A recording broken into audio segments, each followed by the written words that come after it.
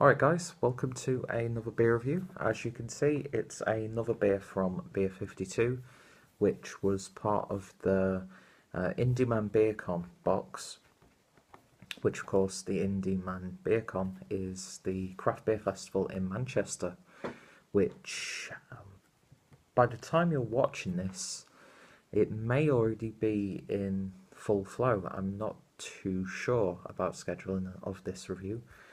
But yeah, unfortunately, I don't think I'm going to be able to make it this year. But it has been a festival that has been on my radar for, well, ever since I first heard about it, to be honest. And yeah, so Beer 52 did a little bit of a showcase of some of the breweries that were present there, or going to be present there. And yeah, so if you're interested in getting yourself a discount on a Beer 52 box, I think next box is Kentucky themed, and I know for a fact that they'll be including a bottle of the Founder's Backwoods Bastard.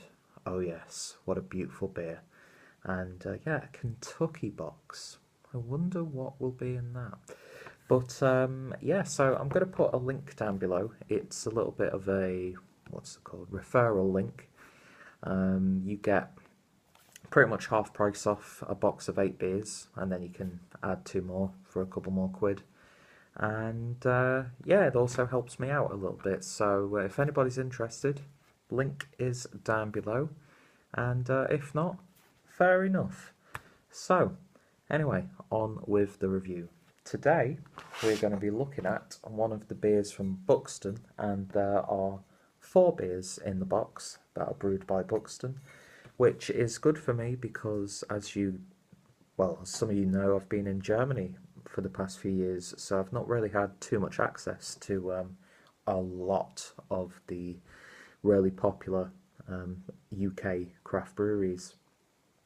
So to get 4 beers of theirs, I'm actually pretty happy with that because the variety of styles, and I get to see what Buxton are all about because I've had very limited experience with them, it has to be said.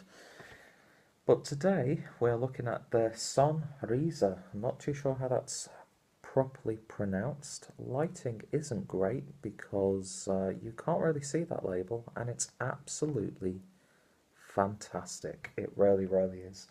So this is a clementine and lemon pale ale, a juicy breakfast beer. Well, it's about 20 past 1 in the morning, so it's technically breakfast. Well, it's always breakfast in some part of the world. Do you know what I mean? But yeah, so this is clocking in at 4.7%. Can't really read the ingredients properly, so I won't. And yeah, just look at that artwork. Absolutely gorgeous imagery. Plain silver cap. And yeah, bottled on the 14th of August 2017. Best before is the 14th of August 2018. And if I can find out who's done the artwork, I will include their links down below. So anyway, a nice juicy sounding pale ale. Sounds damn good to me. Let's see what we get.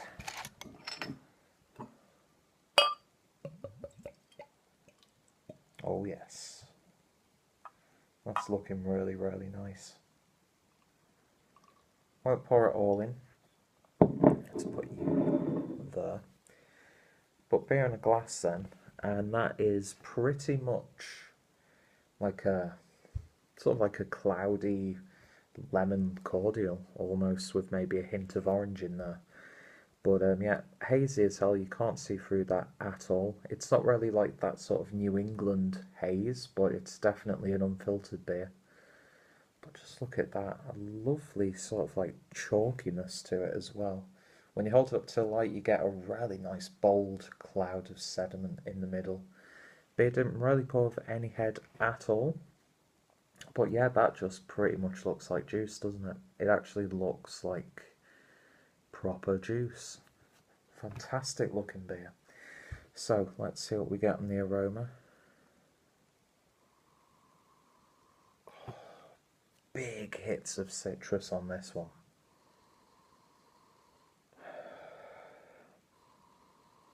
There's like very slight funkiness in the background.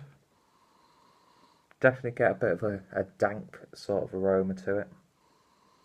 It's got that sort of like piney oil-like character to it, but not overly so. Big hints of like orange, blood orange. Definitely picking up that clementine.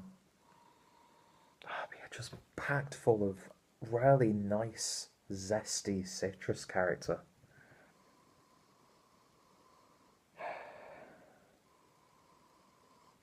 Yeah, that's absolutely wonderful. It's got that sort of like fresh, revitalising aroma to it, so I could see where they're coming from on the aroma alone with the breakfast beer. That's really, really nice. It's sort of fragrant yet subtle at the same time. It's not really punchy, not aggressive, it's not loud or brash. But when you get your nose in there, it's a very pleasant smelling beer indeed. So yeah, let's see what it tastes like. Cheers, guys.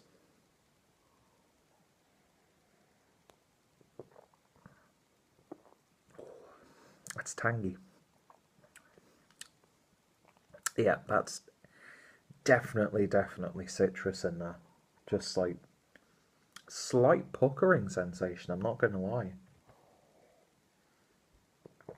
Almost has like goes like sour qualities.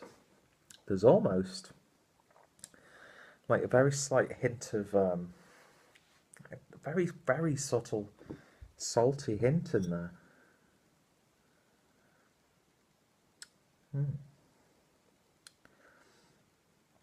I mean, could this actually be something like a Berliner Weisse or something like that? It's definitely got that sourness about it. I didn't really want to look up too much just in case I spoiled the experience for myself. But yeah, it's literally like you've got a lemon and you've just squeezed it on your tongue. It definitely puts a spring in your step. And yeah, it's like breakfast juice. It really is. Not that tropical flavour that we've all become accustomed to. It's just all about that citrus character. A little bit of a grapefruit-like bitterness on the back end. But yeah, it's got that sort of like funky, wheaty tone, which is leading me to think that this is like sort of like maybe an American wheat pale ale thingy majiggy. But yeah, lovely sourness to it, but not too much. But it's definitely not what I was expecting it to be. Let's see what happens when we pour the rest in. Wow, look at that.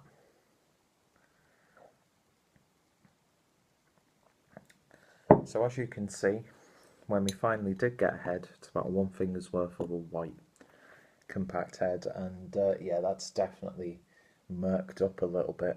Look at that, look how bold that's become.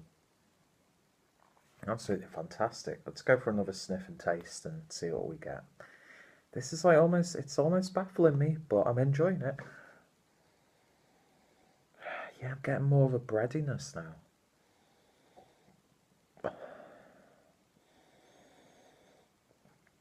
One more taste.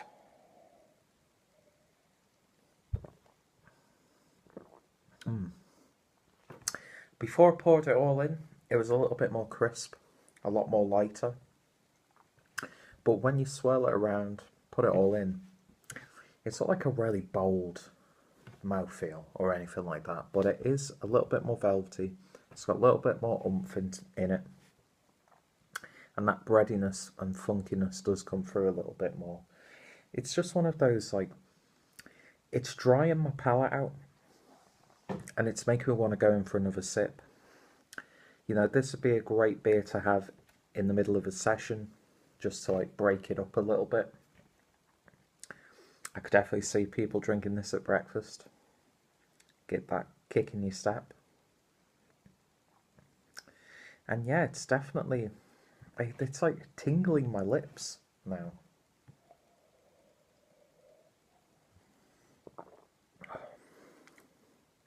I actually really like that. That's a lovely little beer.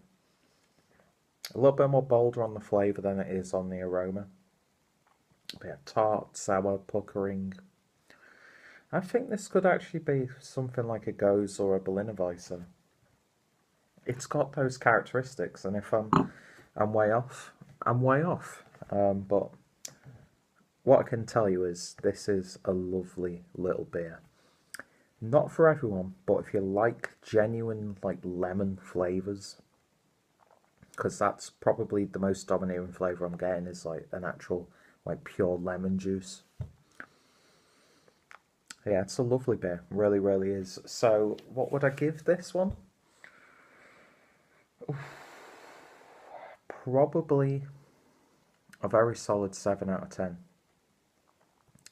10. Would I buy it again? Yeah, I'd definitely give this another go. It is an acquired taste. It's not 100% my thing, but if I wanted something a little bit different, and this definitely has an intrigue about it, then I'd definitely give it a go again in the future. So if you tried this one, as always, let me know your thoughts and opinions down below in the comments box. Are you a fan of Buxton? Name me some of your favourite Buxton beers. Are you a fan of Beer 52? Have you ever used them before? And if you want to use them, check out my link down below. Check out Buxton, of course, and I'm sure you'll find a hell of a lot of reviews for their beers on YouTube. Check out Indy-Man as well. If you love your beer festivals, it's definitely one to look out for. And yeah, if any of my friends or people I follow on a regular basis have reviewed this one, their reviews will be included down below, and there will be a lot more information in the description box, because it's knocked me for six, this one. It really has. But I like the surprise, and I like to be tested, so hopefully I've hit the nail on the head, and if not, it's a learning experience all the same. And that's the great thing about boxes like this, is if you don't look up too much about the beers that you're getting, I think you're going to have a really solid drinking experience. So that was the second beer from Beer 52, and yeah, look out for the next 8 coming soon. Thank you guys for watching, and I shall hopefully see you all later. Cheers, guys.